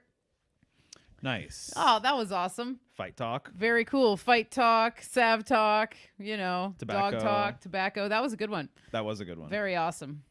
Always nice to obviously get a successful review too, Yeah. you know, with a product and hear that it's helping somebody, because that's why I do this. Yeah. Is to bring medicine to people, so that's beneficial, you know. Yeah, no, that reminds me. You got to keep track of your reviews because you get a lot of amazing reviews, and we should really put some on the website. We really should. We always talk about that, and I really, really should. So we will. We Right. will. Nice. Yes. Right on. Awesome. Nice. Very cool. Well, you want to wind down here? Yeah, I say so. Awesome. We do have some credits here. Boom. Okay. Once again, thank you guys to our patrons. You know who you are. Yes. You're right here. Thank you guys. Patreon.com/thehealinghome is where you can sign up to become a patron. Next week, you're interviewing Rose. I am. So me and Rose 777 are going to sit down in the healing home and have a nice chat. We're going to talk about cannabis and we're going to talk about connection medicine. So what I mean by connection medicine is basically the connection you feel in the medicine. Like, okay, basically the connection you feel to the person that made that medicine when you use the medicine. Yeah, it comes through. It totally comes through. And the intentions that are put into it, where it's grown, how it's grown. And Rose had told me a while back, months ago, when we did a cannabis roundtable. And she had reached out afterwards and told me about this ability she has with cannabis specifically to be able to feel that energy. And I was like, oh, that's really intriguing, and then now here we are, we're going to have a show about it. So because I'm super into that. And I truly believe that is the thing. And that's how I make my medicine. Yeah. So that people can feel that love, that healing energy. And that is medicine of itself. And it can be put into remedies. So we're going to talk about that on the 17th at 4 p.m. And you take that seriously. I do. Just being someone who sees you make the medicine, and I'm around for a lot of the different processes that are required to make the medicine, harvesting, drying, or whatever you might be doing, Right. You do take special care, and you try and acknowledge the spiritual sort of aspect of everything. And even when no one's watching, or you know what I mean, like it's not something that you're even putting out there, on social media or on your site or whatever, but I see it and I'm like, oh yeah, because you really have a connection to this stuff. Yeah. Thanks, bub. So you put a lot of love and care and thought into, everything that you're creating. Yeah. So I think it shows. Thank you. And, I always, I try and always make medicine when I'm in a good head and emotional space. Mm-hmm. Like if I'm not feeling right or something, or Yeah. had a bad day, or just something feels off. And even if I had planned to make medicine that day, I just won't make it because, I just Right. want to be in the right space. So Totally. we'll talk about that coming up with Rose. Full Moon Offering newsletter. Next issue is coming out on Saturday, October 28th. I'm very excited for the offering that's coming through the pipeline. It's something that I've been working on and wanting to offer as a special offering for a while. So the time is right. And it's going to be coming out on the 28th. So you can sign up for the newsletter to find out what that's going to be. And all patrons also get the newsletter. You get the item dropped to you one day before everybody else on the newsletter. Right. Current offering right now is my elderberry and reishi mushroom syrup. That's what we were talking about with Ryan. He ordered 2 bottles. And so this is a great batch. As I said, 5 left. I'm going to probably only make 1 or 2 more batches for the year. So get your hands on some if you want to try it. Definitely. And then up on the screen is just current prices and current some of the other current offerings that I have. As we said, we have an online store now. So I'm going to be adding stuff to it this weekend, but there are a few items on it right now. So pretty soon you'll just be able to go to the store and place an order if you like. michelleshealinghome@gmail.com. If you want to order something and you wanted to do it directly through me, you can do that. Or like if maybe you live in Canada or something, I would do a direct sale to you and we would just deal with it through PayPal and things like that. Otherwise, michelleshealinghome.com. You can check out the new website, all the revisions we've done to it. Mario is always such a great help with all that stuff because he knows how to do it, and he does it very well. So we've been working really hard on that. You can also call or text me 503-568-1569. Nice. You're on last Thursday, so you know what that's all about. Yep. And then symbolicstudies.com for all of my stuff. I think that'll do it. We're going to be out of town next week. Oh yeah. So no healing home, or sorry, you'll have a healing home. No, Yes. last Thursday. But yes, Michelle's going to be on Project Cheney tomorrow night. Yes, I'm going to be on the Secret Society of Good Guys. We will be going live at 9 p.m. Pacific Standard Time. It's Friday the 13th tomorrow, which is awesome. And we're going to be talking about killers. That is going to be the theme. So that's what's going to be going down. I'm really excited to hang out with all of them. It's going to be super fun and looking forward to it. So Totally. That'll be a good one. Good people. Yeah, so come hang out with us on Cheney's channel tomorrow at 9 p.m. Pacific Standard. Yeah, right on. Thanks, my Cherie, for always reminding us of what we have going on in our lives. Yeah, thank you. And thanks for posting the link. She said one time, she texted me, and she's like, I see everything. Like, winky face. And I'm like, you do. I know you do. Well, right on. All right, guys, much love. Until next time. Thank you, guys. Have a Take good care. night. Have a good one. Later. Bye.